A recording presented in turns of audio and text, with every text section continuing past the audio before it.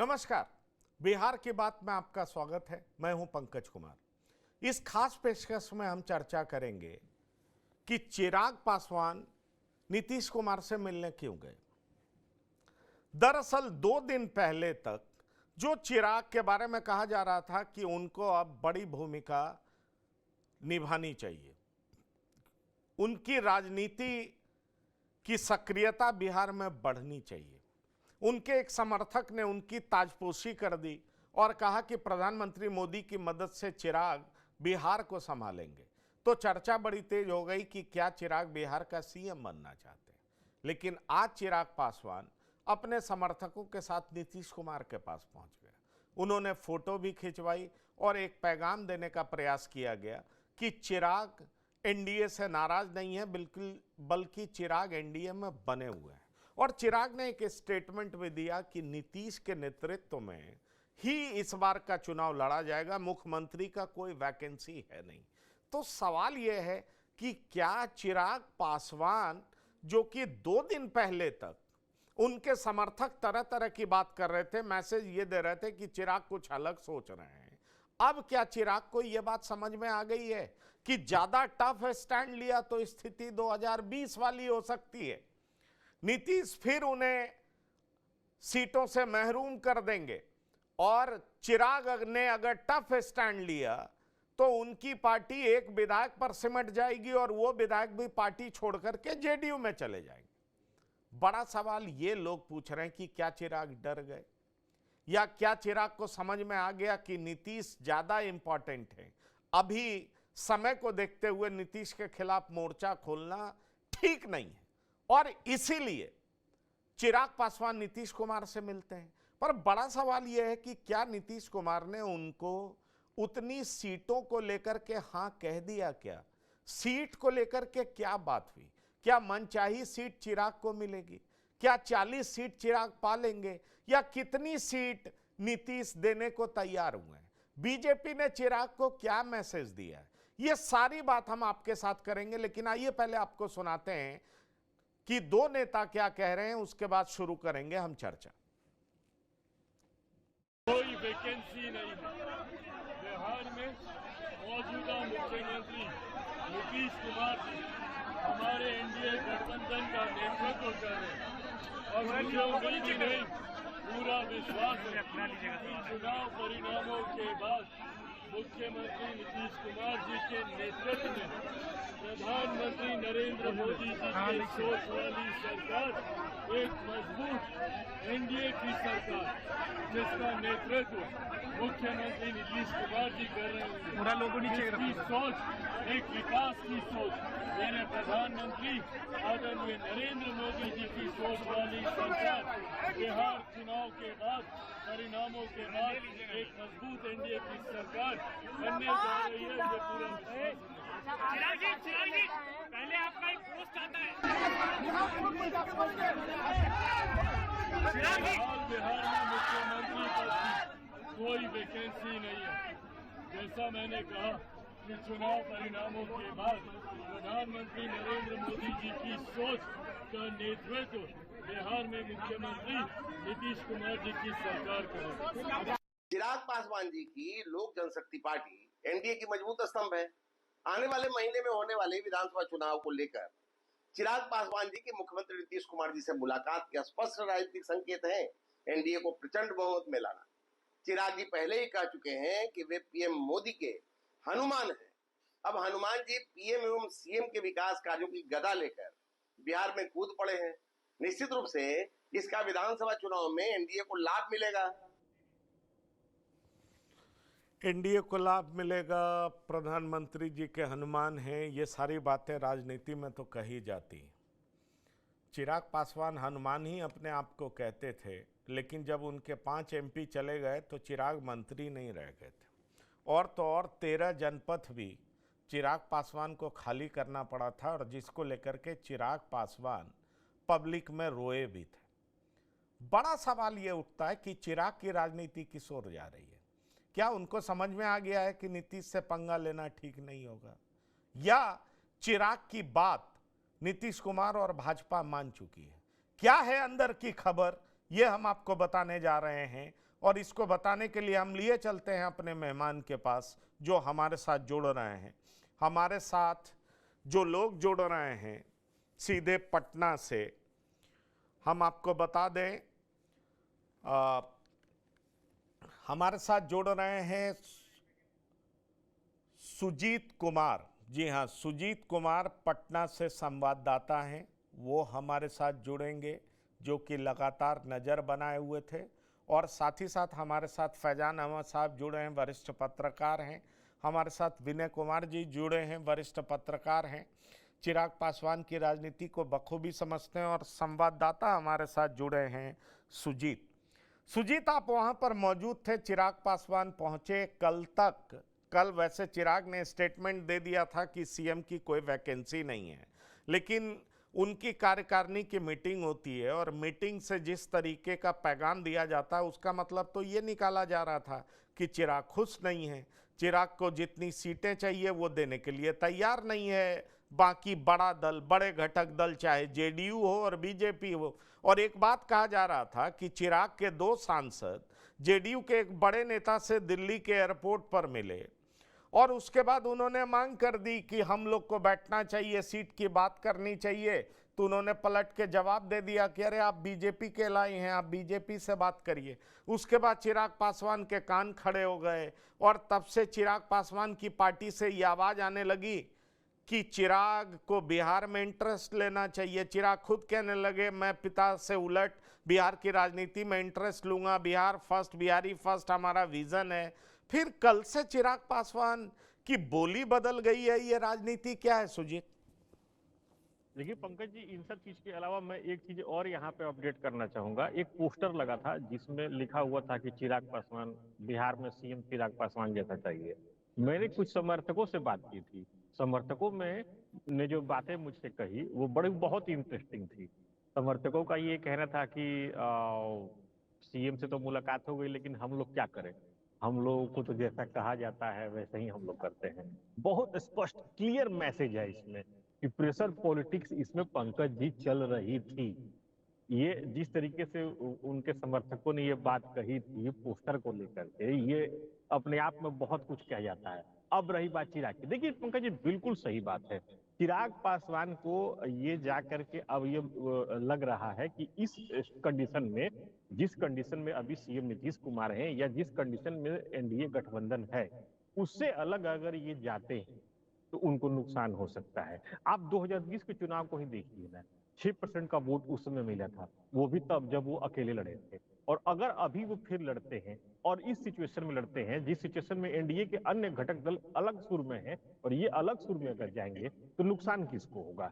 रही बात नीतीश कुमार से मिलने की, तो बिल्कुल सही बात है, उन्होंने गिले शिकवे दूर करने के लिए मुलाकात की थी। और उस जो खबर हमें मिल रही है, क्योंकि मुलाकात के वक्त हम लोग भी वहीं पर थे बाहर, सीएम हाउस के बाहर, तो जो खबर मिल रही है, जो हमारे पार्टी सूत्र बता रहे हैं वहां पर, उनका ये कहना था कि एक पॉजिटिव मैसेज देना था।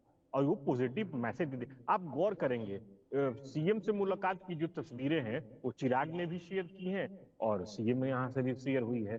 तो मैसेज देने की कोशिश की जा रही है। और जो बातें जो कुछ दिन पहले से बिहार की राजनीति में चल रही थी कि चिराग जो है प्रेशर पॉलिटिक्स कर रहे हैं, सीटों को लेकर के विशेष रूप से प्रेशर पॉलिटिक्स कर रहे हैं, जिस तरीके से बैक टू बैक उनका बयान आया कि बिहार की राजनीति में मैं इंटरेस्ट रखूंगा, तो उसके बाद से ये पूरी जो तस्वीर है ये 360 डिग्री पर घूमती हुई दिख रही है। जी पंकज जी, घूमती हुई दिख रही है। और एक पोस्टर भी हम अपने दर्शकों को दिखा रहे थे कि दंगा फसाद ना बवाल चाहिए और बिहार का सीएम चिराग चाहिए। फैजान अहमद साहब, ये अचानक क्या हो गया? चिराग का बॉडी लैंग्वेज बदला हुआ दिख रहा है। क्या मन चाहिए सीटें मिल गई, इनको पूरा एश्योरेंस मिल गया, या ये डर गए, या ये समझ गए कि नहीं अभी राइट टाइम नहीं है अपने पत्ते खोलने का, इसलिए बहुत ज़्यादा हम बोलेंगे तो बीजेपी जेडीयू के साथ ही जाएगी और हमें ज्यादा नुकसान हो जाएगा, जैसे 2020 में हुआ था? पंकज जी, कुछ भी अचानक नहीं हुआ है, सब कुछ प्री प्लान मैनर में चल रहा है। आप देखिए, पिछले कुछ दिनों से चिराग पासवान या उनकी पार्टी या उनके व्यक्तित्व को लेकर के जो खबरें आ रही हैं, तरह तरह की खबरें आ रही हैं, तो वो लाइमलाइट में हैं। पहले ये आया कि भाई अब वो बिहार में राजनीति करेंगे, उनकी पार्टी बिहार में राजनीति करेगी, और बिहार में राजनीति करने का मतलब है कि वो मुख्यमंत्री के दावेदार भी होंगे। दूसरी खबर ये आई कि हो सकता है कि वो सभी सीटों पर चुनाव लड़ें, यानी एनडीए से अलग हट के, अलग हो करके, वो अलायंस को खत्म करके हो सकता है कि सारी सीटें भी लड़े। अब उसके बाद आज ये खबर आ रही है कि वो फूल का गुलदस्ता लेकर मुख्यमंत्री से मिलने के लिए गए। देखिए, ये सारी बातें बिल्कुल सब प्री प्लान मैनर में हो रही हैं, और चुनाव से पहले चुनाव घोषणा के बाद और हो सकता है और कुछ ज्यादा इस तरह के एक्टिविटीज होंगी, क्योंकि प्रेशर टैक्टिक्स तो बहरहाल बनाना ही है। ये सारा कुछ जो भी हो रहा है एक्सरसाइज, वो प्रेशर टैक्टिक्स है, और प्रेशर टैक्टिक्स अभी इसलिए है कि हमें कितनी सीटें चाहिए। हो सकता है उन्होंने 40 का दबाव डाला हो या 40 की मांग की हो, लेकिन ये कहना कि सीटों के मांग को लेकर वो शायद नीतीश कुमार से कुछ बातें करने गए हो, तो मुझे ये नहीं लगता, क्योंकि सीटों की मांग को लेकर किसी एक दल से बात नहीं हो सकती है। वहां जो सबसे बड़ा दल है वो है बीजेपी, और बीजेपी की मर्जी और मंशा के बिना यहाँ कोई भी किसी को एक सीट ज्यादा या कम नहीं मिलने वाली है। इसलिए जो भी बात होगी सीटों को तय करने के लिए, वो सारे जो अलायंस के जो भी पार्टनर्स हैं, बीजेपी है, जेडीयू है, हम हैं, ये सारे जब तक मिल करके बैठ करके बात नहीं करेंगे तब तक इसमें कोई सोल्यूशन नहीं निकलने वाला है। लेकिन हमें देखिए एक चीज नहीं भूलना चाहिए कि चिराग पासवान कभी भी कोई ऐसा काम कर सकते हैं, ऐसी उनकी कोई इनिशिएटिव हो सकता है जिससे कि अलायंस को कुछ खतरा हो, अलायंस को कुछ नुकसान की बात हो। 2020 को याद कीजिए, 2020 का जब विधानसभा चुनाव हुआ बिहार में, तो भी वो अलायंस एनडीए के पार्टनर थे, लेकिन उन्होंने क्या किया? उन्होंने ये किया कि उनको जो सीटें मिलनी थी वो मिली या नहीं मिली, वो एक अलग बहस का मौजू है, लेकिन उन्होंने उन सारी सीटों पर अपने उम्मीदवार खड़े कर दिए जहां जहां से जेडीयू के उम्मीदवार खड़े हुए थे। और इसका नतीजा क्या हुआ ये आज भी देख रहे हैं लोग, और शायद नीतीश कुमार आज भी उसको भुगत रहे हैं, जो उसका खतरनाक जो नतीजा जो बाद में निकला, जेडीयू कितनी सीटें हार गई उसकी वजह से। तो देखिए, ये इस चीज को भी बहुत बिल्कुल रूल आउट नहीं किया जा सकता है कि जो खबरें जो आने लगी थी बीच में कि हो सकता है कि सारी सीटों पर वो लड़े, लोजपा सारी सीटों पर अपने उम्मीदवार खड़े करे, इस पर भी गौर हो रहा है, और पार्टी में इस पर भी तैयारी चल रही है। इसलिए किसी भी चीज को अभी हम लोग इसको कोई रूल आउट नहीं कर सकते हैं कि चिराग पासवान आगे चल के चुनाव आते आते क्या उनका रोल रहेगा या क्या उनका स्टैंड रहेगा। नहीं, ठीक है, आप कह रहे हैं क्या स्टैंड रहेगा, लेकिन सवाल यह है कि 2 दिन में सुर बदलने का मतलब क्या है। और दूसरी बात फैजान साहब, मैं बड़ी विनम्रता से एक चीज से आपसे डिसएग्री कर रहा हूं, वो ये है कि बिहार में पार्टी के सीटों के बंटवारे में प्रमुख भूमिका नीतीश कुमार की ही रहेगी। भले ही बीजेपी बड़ा दल हो, लेकिन नचाएंगे नीतीश कुमार ही। और मुझे याद आता है एक दिन नित्यानंद राय, सम्राट चौधरी और बाद में भिखूभाई दलसानिया भी नीतीश कुमार के घर पहुंच गए थे, क्योंकि नीतीश कुमार ने बड़ा साफ कह दिया था कि हम 120 से कम पे लड़ेंगे नहीं, इनफैक्ट 126 पे लड़ेंगे, आप लोग देखिए क्या करना है। और उस समय बातें बड़ी बिगड़ भी गई थी, सब लोग बाहर निकले थे, सबका मुंह लटका हुआ था, जो मेरी जानकारी है। बड़ा सवाल यह है विनय जी कि सीट के बंटवारे को लेकर के एक बड़ा स्टैंड बड़े भाई की भूमिका में तो नीतीश ही रहेंगे, क्योंकि आरजेडी हो या बीजेपी, दोनों को नीतीश ऐसे घुमाते हैं कि मेरे बगैर आपकी सरकार तो बनेगी नहीं और फैसले मैं ही लूंगा। जिसके साथ भी गए हैं उस पार्टी को, नीतीश के नेतृत्व को मानना ही पड़ा है, चाहे अफसर का ट्रांसफर पोस्टिंग हो, चाहे सरकार चलाने की बात हो, अपने किसी एलाइज को वो इंटरफेयर करने देते नहीं है। ऐसे में सवाल उठता है कि इस बार सीटों के बंटवारे को लेकर के चिराग नीतीश के दरबार पहुंचे, इसका मतलब क्या लगाया जाना चाहिए, सब ठीक हो गया है? देखिए पंकज जी, एक कहावत है ना कि दिल के बहलाने को गालिब ख्याल अच्छा है। तो मुझे लगता है कि जो लोग ये सोच रहे हैं कि बिहार की राजनीति में चिराग पासवान अलग लड़ेंगे, उनका ख्वाब पूरा होगा नहीं। चिराग पासवान एनडीए गठबंधन में चुनाव लड़ेंगे, ये स्पष्ट है। और इसकी जो पृष्ठभूमि है आप पहले से देख रहे हैं। वक्फ संशोधन विधेयक में उन्होंने सरकार का साथ दिया, एनडीए में रहते हुए नीतीश कुमार ने साथ दिया। तो एक गठबंधन की जो मजबूती है, उस मजबूती को दिखाने के लिए आज चिराग पासवान गए, क्योंकि चिराग पासवान के जो कार्यकर्ता है वो उत्साहित है। उनको लगता है कि भाई एक नया नेतृत्व बिहार को मिला है चिराग पासवान के रूप में। चिराग पासवान युवा है, ऊर्जावान है, अगले 40 साल तक वो आराम से राजनीति कर सकते हैं। नीतीश कुमार ढलान की राजनीति पर है। लेकिन जहां तक के चीफ मिनिस्टर का सवाल है, तो चीफ मिनिस्टर के लिए तो कोई वैकेंसी है नहीं। खुद चिराग पासवान ने कहा कि भाई नीतीश कुमार की अगुवाई में चुनाव लड़ा जाएगा और नरेंद्र मोदी का जो सपना है बिहार के विकास के लिए, उसको चुनाव के बाद साकार किया जाएगा। तो वहां कहीं कोई कंफ्यूजन नहीं। हाँ, कंफ्यूजन कुछ लोग पैदा करने की कोशिश करते हैं कि तो ये बात सही है, राजनीति में तो राजनीति का ही एक तरीका है, कंफ्यूजन पैदा करो। और ये कूटनीति भी कहा जाता है, अगर एक को एक के खिलाफ खड़ा कर दो तो ये कूटनीति है। तो ये कूटनीति भी चलती है, राजनीति भी चलती है। लेकिन मुझे लगता है कि चिराग पासवान ने आज स्पष्ट संदेश दे दिया कि कहीं कोई कंफ्यूजन एनडीए को लेकर नहीं है। एनडीए पूरी तरह एकजुट है। नीतीश कुमार के नेतृत्व में हम चुनाव लड़ेंगे और नीतीश कुमार की अगुवाई में ही सरकार बिहार में बनेगी। नहीं, ठीक है, आप विनय जी कह रहे हैं नीतीश कुमार के नेतृत्व में ही सरकार बनेगी, इस बात से हम इनकार नहीं कर सकते। हमारे साथ डॉक्टर संजय भी जुड़ गए, राजनीतिक विश्लेषक हैं। डॉक्टर संजय, आपका बहुत स्वागत है।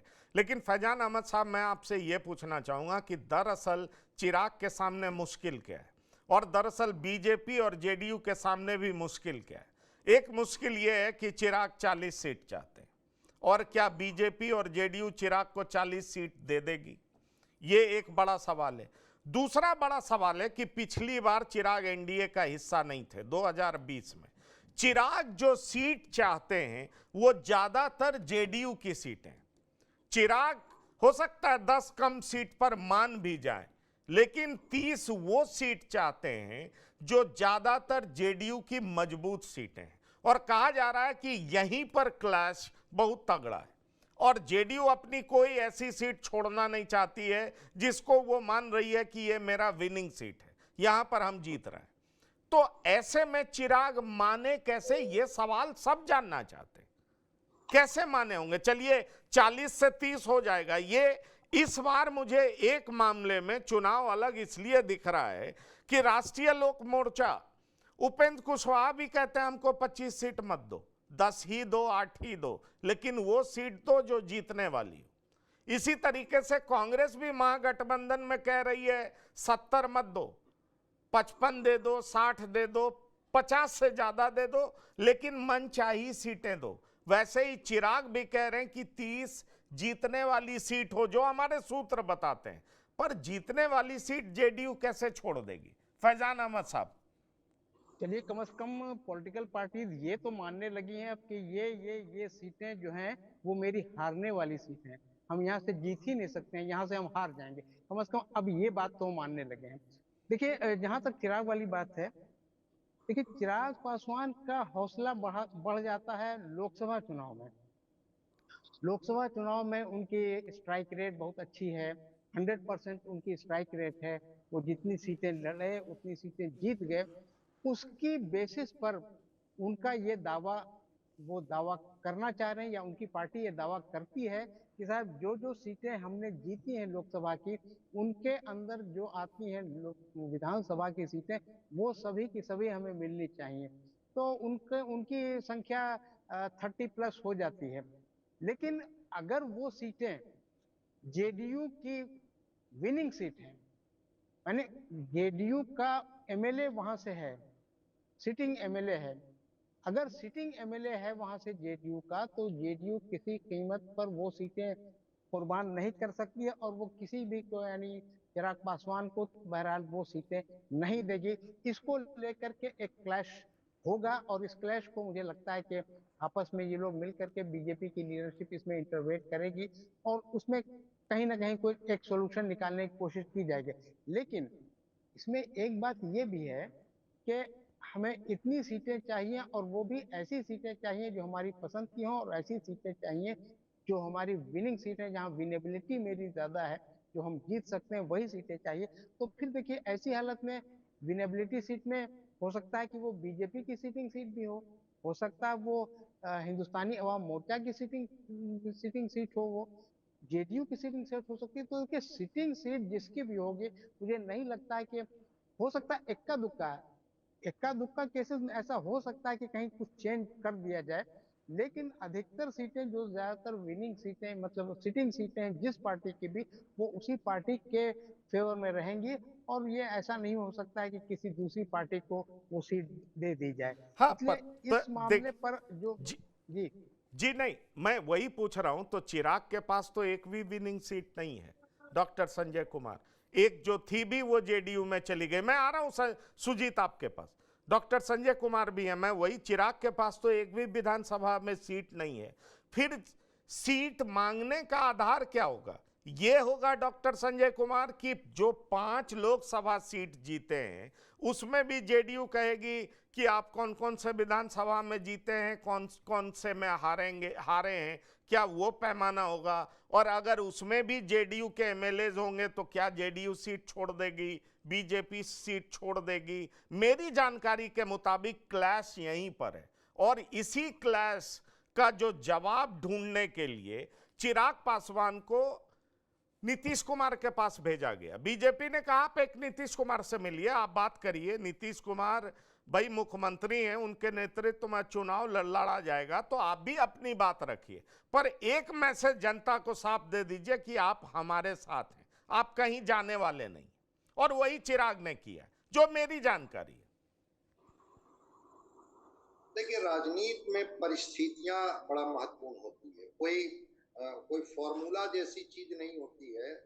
अब इसी बिहार में हम लोगों ने देखा कि भारतीय जनता पार्टी ने अपनी जीती हुई 5 सीटें छोड़ दी थी, जो सीटिंग गेटिंग की बात की जा रही थी, और 17-17 पर ये लोग लड़े थे लोकसभा का चुनाव। 22 सीटें जीत गई थी ना भारतीय जनता पार्टी, फिर 17 पर कैसे आ गई? दूसरी तरफ कई बार हम लोगों ने देखा है कि परिस्थितियों की वजह से कैसे जो इन्हीं के चाचा थे पशुपति कुमार पारस, उनको बिल्कुल किनारे कर दिया गया, और जो 5 की 5 सीटें थी वो चिराग पासवान की पार्टी को दे दिया गया, और सीधे उनको पारस जी को नकार दिया गया। तो राजनीति में परिस्थितियां होती है, फॉर्मूला कोई कुछ नहीं होता है कि अच्छा ऐसा होते रहा इसलिए अब आगे भी ऐसा ही होना चाहिए। बिल्कुल होना चाहिए, लेकिन राजनीति में नफा नुकसान, हार जीत और परिस्थितियां ये क्या बन रही है, इस पर चीजें तय हो जाती है। बिल्कुल उस फॉर्मूले पर बात चल रही होगी जिस फॉर्मूले पर ये 20 में भी बात किए थे चिराग, कि भाई हमारा 5 तो जीती हुई सीटें हैं लोकसभा की, अगर उसी फॉर्मूले के आधार पर देखते हैं तो देख लीजिए हमें कम से कम कितनी सीटें चाहिए। और बीजेपी ने जब इशारा किया होगा कि मुझे तो कोई आपत्ति नहीं है, एक बार मुख्यमंत्री जी नीतीश कुमार जी से भी बात कर लीजिए। आप ही के यहाँ इसी प्लेटफॉर्म पर हम लोगों ने बात की थी कि कैसे ललन सिंह ने कह दिया था कि भाई आप तो बीजेपी के कोटे में हैं, आप वहां पर देख लीजिए। तो वही चिराग जाते हैं, नीतीश कुमार से मिलते हैं, और जो दिखता है जिस तरह से आकर के मजबूती से कहते हैं कि भाई चेहरा में कोई बदलाव नहीं होगा, चेहरा तो तय है, नेतृत्व तय है।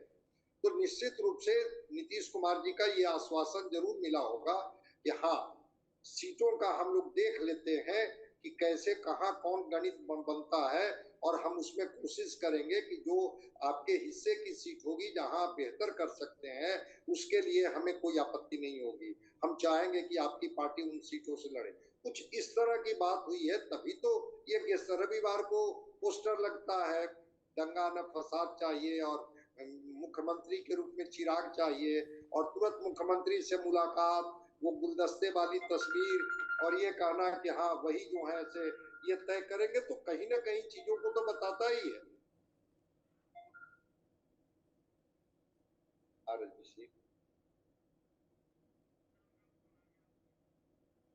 हट। तो जो मेरी समझ है, वो मेरी समझ यही है कि चिराग पासवान को 25 सीट मिले, 30 सीट मिले, लेकिन एक सम्मानजनक सीटें चिराग पासवान को मिलेगी। और चिराग पासवान उसी आश्वासन के बाद वहां से निकले हैं। अब कौन से कोटे में जाएंगे, वो बीजेपी के कोटे में जाएंगे, जेडीयू के कोटे में जाएंगे, उससे ज्यादा महत्वपूर्ण है ये कि किसी भी कीमत पर चिराग पासवान को, जीतन राम मांझी को एनडीए जो है वो नहीं चाहेगी कि ये विद्रोही तेवर अपनाए या हमारे ये से बाहर जाए। और चिराग पासवान भी इस तरह का रिस्क नहीं लेंगे। जब केंद्र में ये मंत्री हैं, वहां भी जब ये गए थे मुख्यमंत्री जी से मिलने, तो अरुण भारती थे, इनके बहनोई जो हैं, विजय चौधरी थे। कोई ऐसा नहीं था कि मुख्यमंत्री जी और चिराग पासवान में केवल मुलाकात, ये लोग भी मौजूद थे। और उनकी मौजूदगी में इस तरह की बातें हुई जो तस्वीरों में साफ दिख रही है। तो कहीं ना कहीं सीटों को लेकर के जेडीयू ने भी इनको आश्वस्त किया कि जो मजबूत सीटें हैं, जहां पर आप परिणाम दे सकते हैं, निश्चित रूप से उन सीटों का ख्याल रखा जाएगा। मेरे तरफ से कोई दिक्कत नहीं है। चलिए, दिक्कत नहीं है। सुजीत, आप कुछ कहना चाह रहे थे कि क्या सीट का बंटवारा किस आधार पर होगा? लड़ाई तो वही है ना। क्या नीतीश से एश्योरेंस मिल गया? नीतीश कुमार के चेहरे पर मुस्कान, चिराग के चेहरे पर मुस्कान, आप विजय चौधरी मुस्कुरा रहे हैं, अरुण भारती मुस्कुरा रहे हैं, और यही अरुण भारती प्रदेश कार्यकारिणी की बैठक के बाद ऐसी मांगे कर रहे थे जिसका मतलब बहुत कुछ निकाला जा रहा था कि अब चिराग एनडीए छोड़ सकते हैं, अब चिराग एक नई भूमिका में देख सकते हैं, अब चिराग बिहार की राजनीति करेंगे। क्या क्या बात हुई, जरा बताइए इसको। देखिए पंकज जी, मुस्कान के पीछे की बात कुछ अलग है। मुस्कान तो खैर बहुत कुछ कह देती है। मैं यहाँ पे एक करीब 20 ऐसी सीटों की नाम गिना सकता हूँ जहां पर जदयू पिछले विधानसभा चुनाव में बहुत स्ट्रांग पोजीशन में थी, और केवल चिराग पासवान के कारण वो सारी डेंट कर गई। इनमें मीनापुर, रघुनाथपुर, बड़हरिया, एकमा, बनियापुर, राजा पागड़, महनार, शाहपुर कमार, अलौली, खगड़िया, नाथनगर, इस्लामनगर, सुगौली, सुरसंड, लौकहा, कदवा, सिंहेश्वर, सिमरी, बख्तियारपुर, तमाम ऐसी सीटें हैं जो जदयू लूज की, और केवल उसका रीजन चिराग पासवान का फाइट करना रहा। यहां तक कि जो भागलपुर सीट परंपरागत रूप से बीजेपी की मानी जाती थी, वहां पे चिराग पासवान के कारण कांग्रेस के अजीत शर्मा जीत करके आए। हालांकि उनकी जीत 940 या 950 वोट के आसपास से ही हुई थी। तो मेरे कहने का मतलब ये है कि इन सारी चीजों को, इन सारी सीटों को तो जदयू, मुझे नहीं लगता कि ये चिराग पासवान के खाते में देने वाली है। अब रही बात अरुण भारती की बात की, बिल्कुल सही बात है। वहां जो राज्य कार्यकारिणी की बैठक हुई थी, कई तरह की बातें सामने आई थी, लेकिन उसमें ये पुरजोर तरीके से समर्थकों का अलग कहना था और जो नेता है उनका अपना अलग विश्लेषण था कि चिराग पासवान अगर यहाँ पर रहें या बाहर जाएं, हम लोग उनके साथ हैं। बात यह है कि चिराग पासवान अगर बाहर जाते हैं तो उनका बेस क्या होता है? बेस तो चिराग पासवान का अभी जो है फिलहाल लोकसभा की 5 सीटें ही हैं, और अगर वो दूसरे किसी गठबंधन में जाते हैं तो 5 सीट लेकर के जाएंगे, लेकिन बेस तो उनका तो वही देखा जाएगा ना 2020 का जो बेस बना हुआ है। 2020 में वो किस तरीके से अपना बेस बना पाए थे। दूसरी बात, आपको भी पंकज जी पता है और यहाँ पे जितने भी सीनियर हैं सबको पता है कि लोकसभा और विधानसभा के जो चुनाव होते हैं, दोनों का अलग अलग मिजाज होता है दोनों का। अब लोकसभा के हिसाब से अगर विधानसभा को तौल के देखा जाए तो फिर चिराग उसमें कहीं फिट नहीं बैठ सकते हैं। उसके बाद से जब उस राज्य कार्यकारिणी की बैठक हुई, उसमें ये चीजें भी सामने निकल के आई, सब कुछ होने के बाद से कि चिराग जो डिसीजन लेंगे उस पर हम लोग पूरी पार्टी चलेगी। अब चिराग क्या डिसीजन लेंगे, चिराग तो जो भी पूछेंगे वो तो अपने पार्टी को साथ लेकर चलेंगे। लेकिन जब आप ये कह रहे हैं कि चिराग महागठबंधन चले जाए या किसी और थर्ड फ्रंट में चले जाए, कहीं और चले जाए, जो भी हो, और उसके बाद से फिर सीएम से मिल लें, सीएम से मिलकर हंसते हुई तस्वीर को अगर वो कर दे, तो फिर तो कहानी जो बहुत कुछ बच नहीं पाती। चिराग को लग गया है कि भाई एनडीए में रहने में ही भलाई है। जो कुछ बेहतर होगा वो एनडीए में रहने के दौरान ही हो सकता है, इससे बेहतर कुछ नहीं हो सकता है। इसमें एक चीज और है पंकज जी, आप इस चीज को सोचिए, अगर चिराग एनडीए को छोड़ते हैं तो सीधे सीधे उनको अपने केंद्र में मंत्री पद को छोड़ना पड़ जाएगा। मुझे नहीं लगता कि चिराग जो है इतना बड़ा डिसीजन ले सकते हैं, केंद्र में मंत्री पद छोड़ दें। मुझे ऐसा तो कम से कम नहीं लगता है। चलिए, आपको नहीं लगता है और यही बात विनय जी को भी नहीं लगता है, पर सीट को लेकर के तो जरूर चाहेंगे ना कि बिहार की सरकार में चिराग का दबदबा बढ़े। बिहार की सरकार में उनकी पार्टी का कोई दबदबा नहीं है, उनके पार्टी का कोई इन्वॉल्वमेंट नहीं है। एक एमएलए जीते वो भी छोड़ करके चले गए, तो चिराग निश्चित तौर पर अपना मजबूत गढ़ तो लेना चाहेंगे ना विनय जी। और मजबूत गढ़ में ज्यादातर जेडीयू का है, फिर बीजेपी का है। मुझे लगता है बीजेपी सीधा चिराग से भिड़ना नहीं चाहेगी, बट इसकी दो बड़ी वजह है। पूरे देश के स्तर पर भी शेड्यूल कास्ट में मैसेज गलत जाएगा, ऐसे भी कांग्रेस इस नैरेटिव को मजबूत करना चाहेगी, तो बीजेपी नहीं चाहेगी। लेकिन जेडीयू किस हद तक चिराग के साथ अपनी मजबूत सीटें शेयर करने को तैयार होगी, देने को तैयार होगी, विनय जी? नहीं, देखिए पंकज जी, सबसे बड़ी बात क्या है कि जो सीट की चर्चा हम लोग कर रहे हैं, तो आपको ये देखना पड़ेगा कि अभी एनडीए के पास सीटें जो है वो लगभग 130 के आसपास सीटें हैं। बाकी जो सीटें 110 है वो हारी हुई सीट है एनडीए की। तो इन सीटों पर तो आराम से बंटवारा हो जाएगा, इसमें कहीं कोई किंतु परंतु नहीं। तो जो 10 सीटें हारी हुई है, क्योंकि जब गठबंधन की राजनीति होती है तो सबसे पहले सीटिंग सीट पर लोग क्लेम करते हैं कि ये सीट होनी चाहिए। हाँ, उसमें भी कई बार ऐसा देखा गया है कि सीटिंग सीट भी अपने सहयोगी दलों के लिए छोड़ना पड़ता है। अब 2020 का चुनाव का एक उदाहरण आपको बताते हैं। झाझा विधानसभा है, झाझा विधानसभा से बीजेपी के एमएलए थे जीते हुए 15 में रविंदर यादव। लेकिन जब 2020 का चुनाव हुआ तो नीतीश कुमार के करीबी विधायक के लिए वो हारे हुए थे दामोदर रावत, उनके लिए वो सीट छोड़ी गई और 2020 में बीजेपी वो सीट छोड़ दी और जदयू को वो सीट मिला झाझा का, और झाझा से दामोदर रावत फिर विजयी हुए। जबकि 15 में दामोदर रावत को हराकर ही रविंदर यादव बीजेपी वहां से विधायक बने थे। तो गठबंधन की राजनीति में इस तरह से होता है कि कभी कभी जीती हुई भी कुछ सीटें अपनी सहयोगी दलों के लिए छोड़ना पड़ता है, कंप्रोमाइज करना पड़ता है। क्योंकि देखिए है क्या कि मुख्यमंत्री किसको बनना है? मुख्यमंत्री बनना है नीतीश कुमार को। तो जब नीतीश कुमार को मुख्यमंत्री बनना है तो इन बाकी दलों के लिए कोने के लिए कुछ नहीं है।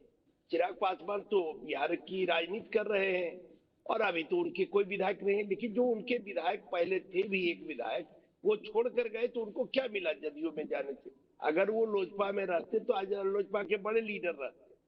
विधायक विधानसभा में उनकी उपस्थिति रहती हर डिबेट में। क्योंकि हम लोग लंबे समय से 30 साल से विधानसभा कवर कर रहे हैं, हर पार्टी के विधायक को बोलने के लिए अवसर मिलता है। लेकिन जब आप बड़े दल में हैं तो बड़े दल का कोटा निर्धारित होता है, समय निर्धारित रहता है। ऐसे में पार्टी नाम जो देती है उस वही विधायक बोल सकते हैं, तो वैसे अन्य विधायकों को इसका लाभ नहीं मिल पाता। लेकिन अगर छोटे दल में है तो हर दिन आपको डिबेट में पार्टिसिपेट करने का मौका मिलता है। तो जो लोजपा छोड़कर गए, मुझे तो लगता है कि उनको नुकसान ही हुआ, वो फायदा हुआ नहीं। दूसरी बात, जो 100 से ज्यादा सीटें, 100 से 113 सीटें आसपास है, जो अभी हारी हुई सीट है, उस सीट पर आराम से जो चिराग पासवान है और अन्य जो सहयोगी हैं उनको एकोमोडेशन किया जाएगा, एकोमोडेट कर दिया जाएगा। तो मुझे लगता है कि कोई बहुत ज्यादा पेच नहीं है। हाँ, कम बेसी सीट, हर दल के लोगों की इच्छा होती है कि हमारा नेता ज्यादा से ज्यादा सीट पर लड़े, हमारी पार्टी ज्यादा से ज्यादा सीट पर लड़े, हमारा वर्चस्व हो। लेकिन आप निश्चित रूप से जानिए कि आज के विधानसभा में तो चिराग पासवान के पास कोई विधायक नहीं है, लेकिन जो अगली विधानसभा में उनके पास ऐसी ताकत होगी कि हो सकता है कि उनके बिना कोई सरकार भी नहीं बन पाए। उनके बिना सरकार नहीं बन पाई, ये आप बड़ी बात कह रहे हैं। इसलिए फैजान अहमद साहब, सवाल फिर वहीं पहुंच जाता है, उनके बिना सरकार नहीं बन पाए, लेकिन चिराग को चाहिए कितनी सीटें? मेरी जानकारी में तो 30 सीटें चाहिए, और 30 सीट के लिए बीजेपी भी चाहेगी, पर क्या जेडीयू चाहेगी, ये गंभीर सवाल है। और जेडीयू इतनी सीटें चाहती है कि उसके साथ अगर धोखा भी हो तो कम से कम तीसरे नंबर की पार्टी जेडीयू ना, उसके पास इतनी संख्या हो कि उसके बगैर ना तो आरजेडी की सरकार बन पाए ना बीजेपी की सरकार बन पाए।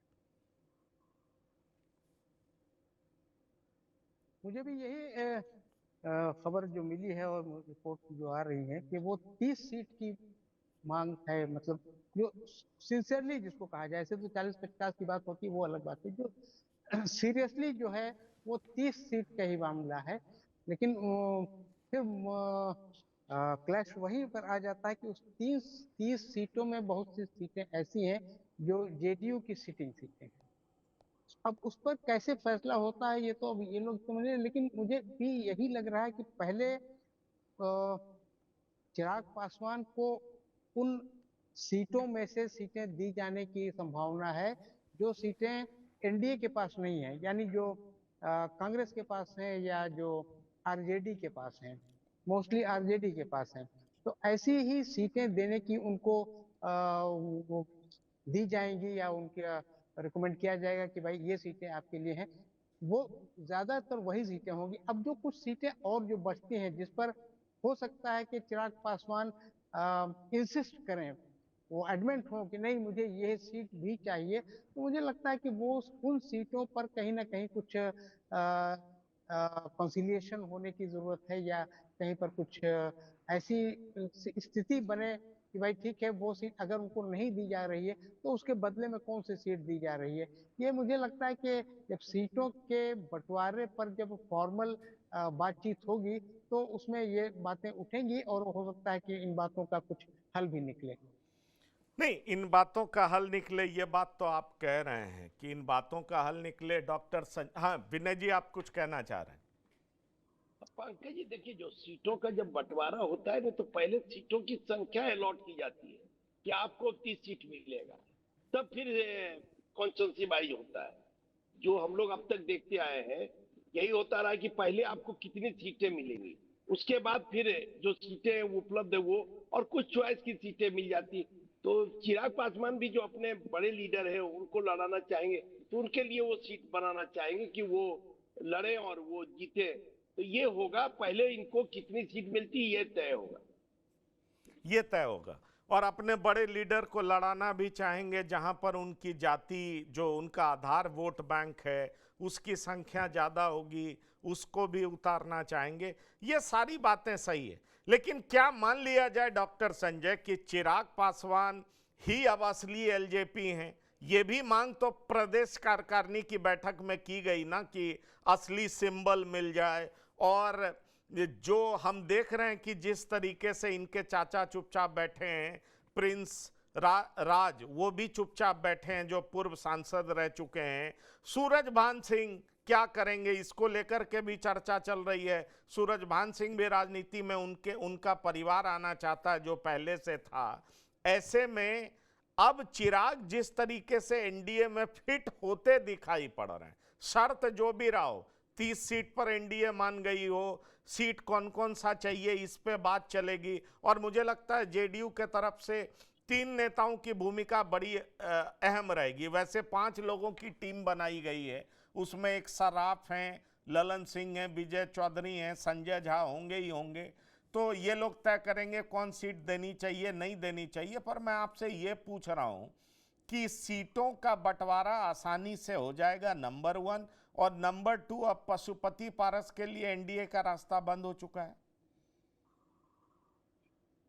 पशुपति कुमार पारस के लिए मैं भी मानता हूं कि एनडीए का रास्ता अब एक तरह से बंद ही हो चुका है। हालांकि बीजेपी बैलेंस करने के लिए रखती है उनको कि अगर चिराग पासवान इधर उधर करेंगे तो फिर सोचा जाएगा। एक मेरे बड़े करीबी मित्र ने एक बात कही, वो बात मुझे भी अपील की। उन्होंने कहा कि अगर नीतीश कुमार 1 घंटा के लिए भी फिट होते हैं तो राजनीति को ऐसा नचा देते हैं जिसकी कोई कल्पना नहीं कर सकता है। तो नीतीश कुमार अभी चुप हैं। सीटों के बंटवारे को लेकर के मांझी जी का कंपटीशन चिराग पासवान से है, उपेंद्र कुशवाहा भी हैं, जिस कुशवाहा कार्ड खेलने की बात फिर से आरजेडी सोच रही है कि इस बार फिर विधानसभा में उस कार्ड को खेले। लोकसभा में कुशवाहा कार्ड का लाभ आरजेडी को मिला, क्या इस बार भी फिर कुशवाहा कार्ड खेल जाएगा? तो अगर इंडिया खेल जाती है कुशवाहा कार्ड तो फिर नुकसान एनडीए को हो जाएगा, क्योंकि उपेंद्र कुशवाहा को किसी भी कीमत पर एनडीए नाराज नहीं करना चाहेगा। मुकेश सहनी उधर रहते हुए भी जितनी सीटों का डिमांड कर रहे हैं, लगता नहीं है कि उधर कोई अकोमोडेशन की उनकी गुंजाइश बहुत है। वो जितनी बात कर ले, जितने बगल में बैठ जाए, फिर वो घूम फिर करके इधर आ सकते हैं। तो ये जो चार लोग हैं, चाहे वो चिराग हो, मांझी हो, उपेंद्र कुशवाहा जी हो और मुकेश सहनी को अगर एकोमोडेट किया जाता है तो क्या बीजेपी और जेडीयू 100 सीट से भी कम पर लड़ेगी? तभी इनको मनचाही सीटें मिलेगी कि 30 इनको दे दीजिए, 20 उनको दे दीजिए, 10 इनको दे दीजिए, 15 इनको दे दीजिए। 243 का विधानसभा ही तो है। तो चिराग पासवान तो एनडीए में अभी हैं और एनडीए ने एक तरह से ग्रीन सिग्नल भी उनके लिए दे दिया है कि आपके हितों के साथ पूरा ध्यान रखा जाएगा, कोई अनदेखी नहीं की जाएगी। लेकिन इनके असली कॉम्पिटिटर मांझी जी हैं। अब मांझी जी नाराज हो जाएंगे, मांझी जी परेशान हो जाएंगे कि भाई हमें इतना कम सीट क्यों, चिराग पासवान को इतना। वो स्ट्राइक रेट पर बताते हैं कि उनको 5 टिकट मिला तो 5 जीत गए, हमको भी तो 1 टिकट ही मिला, एक हम भी जीत गए, तो स्ट्राइक रेट में हम कहाँ पीछे हैं। और पिछले विधानसभा का तो 4 का बताते ही है कि 4 तो हम जीते ही हुए हैं। उपेंद्र कुशवाहा कई बार इशारा कर चुके हैं कि जो गलती लोकसभा में आप लोगों ने की, अगर उसी को फिर से दोहराएंगे या उसमें सुधार नहीं करेंगे तो विधानसभा में भी परिणाम बहुत अच्छे नहीं आएंगे। मुकेश सहनी के लिए दरवाजा खोल के रखा गया है कि चलिए अगर वो आते हैं तो ठीक है, वो वोट बैंक भी हमारे साथ जुड़ेगा। तो अपने अपने दावे हैं। अब ये तय करना है कि अगर ये लोग 123 122 बांट करके, और कुछ लोगों को कहा जाता है कि आप इनके खाते में चले जाइए और इनको हम अपने ये में रख लेते हैं, बीजेपी अपने तरह से इनको एकोमोडेट कर ले, जेडीयू इनको एकोमोडेट कर ले। तो मांझी जी और उपेंद्र कुशवाहा जी को अगर जेडीयू एकोमोडेट करती है और चिराग पासवान को बीजेपी एकोमोडेट करती है, तब तो थोड़ी गुंजाइश हमको दिखती है। और इसीलिए सीटों को लेकर के चिराग पासवान ने जरूर बीजेपी से कहा होगा कि अगर बात नहीं बनी तो कहा होगा कि बीजेपी ने इशारा किया होगा कि भाई जाइए एक बार मुख्यमंत्री जी से भी आप खुद मिल लीजिए, क्या दिक्कत है कि हम इतनी सीटों पर लड़ना चाहते हैं, आपको तो कोई आपत्ति नहीं है। और मुख्यमंत्री जी कुछ इस तरह के मामले को बता देते हैं, अरे भाई मुझे क्या आपत्ति होगी, लेकिन करेंगे वही जो उन्होंने मन बनाया होगा कि जेडीयू अगर इतनी सीटों पर लड़ेगी तो उतनी सीटों पर वो लड़ेंगे नीतीश कुमार। जो आप शुरू में कह रहे थे, मैं भी आपसे सहमत हूँ कि नीतीश कुमार ने जितनी सीटों के लिए मन बना लिया होगा उतनी सीटों पर वो लड़ेंगे और बीजेपी को माननी पड़ेगी उनकी बात। रह गई बात कि अब किसके खाते में, ठीक है, बीजेपी के। बिल्कुल बिल्कुल, आप ये बात ठीक कह रहे हैं, वो तो बीजेपी मानेगी। पर सुजीत, आप कह रहे थे मंत्री पद छोड़ना पड़ेगा और बिहार बुला रहा है, बिहार फर्स्ट, बिहारी फर्स्ट, शायद 2029 की तैयारी करेंगे, 30 की तैयारी। तो क्या ये संभावना भी है क्या कि चिराग अब केंद्र की राजनीति छोड़ करके बिहार आ जाएंगे, किसी को केंद्र में मंत्री बना देंगे और खुद यहां पर आ जाएंगे? इसकी संभावना दिखाई पड़ रही है आपको? देखिए पंकज जी, चिराग जो है ये अभी से नहीं, 5 साल से बिहार फर्स्ट, बिहारी फर्स्ट की बात कहते रहे हैं। कोशिश कई बार की है अपने आप को स्टेबल करने के लिए बिहार में, लेकिन वो सफलता उनको अभी तक तो मिली नहीं है, कम से कम विधानसभा चुनाव में। लोकसभा चुनाव की बात अलग होती है। अब रही बात चिराग के आने की, देखिए राजनीति में तो संभावनाओं का ही तो खेल होता है, लेकिन अब सवाल ये होगा कि अगर चिराग वहां से हटते हैं तो उनकी जगह कौन लेगा। जाहिर सी बात है, चिराग के परिवार में अरुण भारती हैं, और परिवार के अलावा किसी को कुछ देंगे नहीं, अभी तक का जो पैटर्न जो दिख रहा है। लो, अगर चिराग यहाँ पे आते हैं तो फिर ये तो बड़ा बीजेपी के साथ ये जदयू और हम पार्टी सबके लिए एक बहुत ही यूनिक कंडीशन हो जाएगा ना। चिराग अगर यहाँ पे आएंगे और अपने आप को मजबूत करेंगे, यानी कि वो कल को अपने आप को दावेदार के रूप में पेश करने की कोशिश करेंगे, और उस चीज को जदयू, बीजेपी या कोई भी और पार्टी, चलिए क्या वो ठीक है, वो कोई भी करे, पर एक बात बहुत साफ नजर आता है कि चिराग अपनी महत्ता बनाए रखना चाहते हैं। चिराग लगातार सुर्खियों में है। चिराग ने अपनी हरकत से और उनकी पार्टी की बातों से एक चीज तो बहुत साफ कर दिया है कि चिराग का इंटरेस्ट बिहार में है, बिहार के विधानसभा चुनाव में है। चिराग मनचाही सीटें चाहते हैं और इसलिए उनकी मुलाकात नीतीश कुमार से भी होती है और दोनों मुस्कुराते हुए दिखाई पड़ते हैं। एनडीए ने एक तरीके से मैसेज देने का काम किया है कि एनडीए का कुनबा एकजुट है। तेजस्वी यादव ने भी कहा है कि चिराग को क्या करना है वो फैसला करें, एनडीए देखेगी, इसमें हमको क्या बोलना है। बहरहाल आगे क्या होगा ये लगातार हम बताते रहेंगे, लेकिन एक बात तो बहुत साफ है कि चिराग महत्वाकांक्षी हैं। अगर उनकी महत्वाकांक्षा चोटिल होती हैं तो चिराग चुपचाप भी नहीं बैठेंगे। पर नीतीश से मिलकर के चिराग ने एक पैचअप का संदेश दिया है और ये भी जताने की कोशिश की है कि वो एनडीए में बने रहेंगे, पर किस शर्त पर बने रहेंगे ये हम आपको लगातार बताते रहेंगे। हमारी जो जानकारी में थी, हमारे एक्सपर्ट्स ने जो बताया वो हमने आपके सामने रखा। बहरहाल नई जानकारी के लिए लगातार आप जुड़े रहिए टीवी 9 के साथ। बिहार की बात में फैजान अहमद साहब, विनय कुमार जी, डॉक्टर संजय कुमार और सुजीत, आप सभी लोगों का बहुत बहुत धन्यवाद और शुक्रिया। तो बिहार की बात में इतना ही। ताजा तरीन खबरों के लिए आप लगातार देखते रहिए टीवी 9। धन्यवाद, नमस्कार।